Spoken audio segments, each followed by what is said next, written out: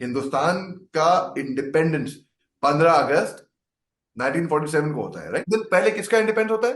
पाकिस्तान का। पाकिस्तान को इंडिपेंडेंस मिला 14 अगस्त 1947। पूरे दुनिया में सबसे पहला मुल्क कौन था पाकिस्तान को मान्यता देने के लिए? किसने रिकग्नाइज करा? ईरान ने रिकग्नाइज करा पाकिस्तान को 1947 में, उसी टाइम पे। अब देखिए, both sides they continue to cooperate economically wherever possible and are forming alliance in a number of areas such as, इनका यहाँ पे इनका म्यूचुअल इंटरेस्ट रहता है ना, वहां पे वो एक अलायंस फॉर्म कर रहे हैं।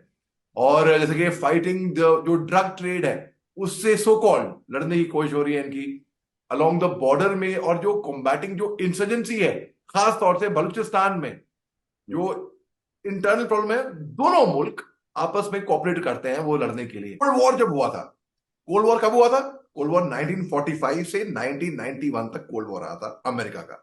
तब दोनों देशों ने वेस्टर्न ब्लॉक का पक्ष रखा था ईस्टर्न ब्लॉक के खिलाफ, यानी कि अमेरिका का। ईस्टर्न ब्लॉक कौन सा हुआ? ईस्टर्न ब्लॉक ईस्ट पे हुआ, यानी कि सोवियत यूनियन उस टाइम पे। डिसइंटीग्रेशन ऑफ सोवियत यूनियन जब रशिया जब बना, बहुत 1991 के बाद बना ना, जब वो टुकड़ों में बटा, यूक्रेन, अजरबैजान, उज्बेकिस्तान, बहुत से देश तब बिखरे। दोनों मुल्कों ने तब पक्ष रखा था।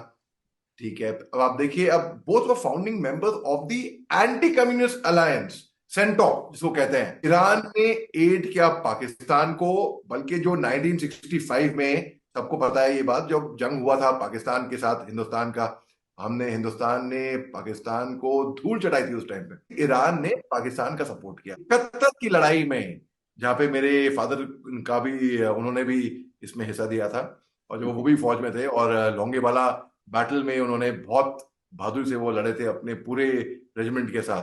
अब ईरान ने तब भी पाकिस्तान को सपोर्ट किया। अब दोनों मुल्कों की उनकी कॉमन एनिमोसिटी थी बलूचिस्तान सेपरेटिस्ट के खिलाफ, कि बलूचिस्तान में जो इंसर्जेंसी चल रही है, बलूचिस्तान सेपरेटिस्ट के खिलाफ उनको लड़ना है।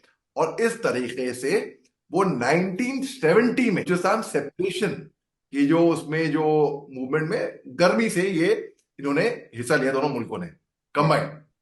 फिर ईरान ने पाकिस्तान को बैक किया, लिबरेशन ऑफ बांग्लादेश हुई 1971। और दिलचस्प बात यह है कि 1978 और से तकरीबन एक साल, और से 1979 उन्होंने ओवरथ्रो किया पहलवी डायनेसिटी। ईरान में थी पहलवी डायनेसिटी, इनको ओवरथ्रो किया।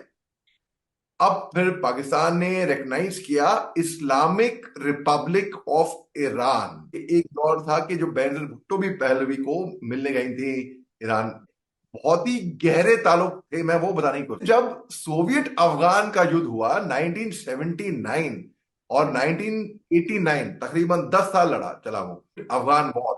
जब अमेरिका ने भी एक तरीके से मुजाहिद को बढ़ावा दिया, और वही मुजाहिद बाद में उसामा बिन लादेन, अलकायदा, सितंबर 2001 को वही अलकायदा भारी पड़ गई थी अमेरिका पे बाद में। अब देखिए, जब सोवियत अफगान युद्ध हुआ 1979 से 1989, तो ईरान ने बैक किया कौन? जो पाकिस्तान फाउंडेड जो अफगान मुजाहिदीन थे, उनको भी ईरान ने बैक किया।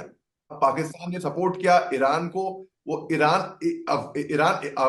और इराक का भी युद्ध चला था 1980 और 80 से लेके 88 तक, काफी लंबा युद्ध था। पाकिस्तान ने उस टाइम पे भी ईरान को भी बैक किया। फिर पाकिस्तान के सपोर्ट में जो पाकिस्तान ने सपोर्ट किया तालिबान को। दरअसल एक ट्विस्ट यहां पर आता है, पाकिस्तान ने सपोर्ट किया तालिबान को जब third Afghan Afghan civil war चली थी 1992 से लेके 1996, बल्कि आप 91 कह सकते हैं एक तरीके से, क्योंकि आखिर में वो गर्मा गर्मी शुरू हो गई थी 91 के एंड में। उस टाइम पे प्रॉब्लम हो गई वो ईरान को, कि पाकिस्तान के लिए वो जब सपोर्ट किया तालिबान को, तो ईरान के लिए वहां से प्रॉब्लम शुरू होनी हल्की हल्की उभरने लगी। बाद में क्या हुआ, एक अपोज किया तालिबान कंट्रोल अफगानिस्तान, ईरान ने इनको अपोज किया। तो मैं ये बैकग्राउंड इसलिए समझा रहा हूं ताकि लोगों को ईरान और पाकिस्तान की जो रिश्ते हैं इतिहास में, माजी में, और जो करंट हालत है, हालात हैं वो भी मालूम पड़ जाएं, क्योंकि बहुत लोगों के दिल में ये डाउट होगा कि ईरान पाकिस्तान क्या दोस्त है क्या? पता नहीं, क्या दोस्त है या दुश्मन है या पता नहीं क्या है? और अभी एक एयर स्ट्राइक हुई, जैसे कि हमने सर्जिकल स्ट्राइक की थी पाकिस्तान के ऊपर, हमने बालाकोट एयर स्ट्राइक की थी, वैसे ही ईरान ने 2 टेररिस्ट बेस पे यहाँ पे हमला किया। ईरान में हमको ये समझना पड़ेगा, ईरान में ज्यादातर शिया हैं, वो टेररिस्ट स्ट्राइक थी, इस बेस की सुन्नी है, ठीक है।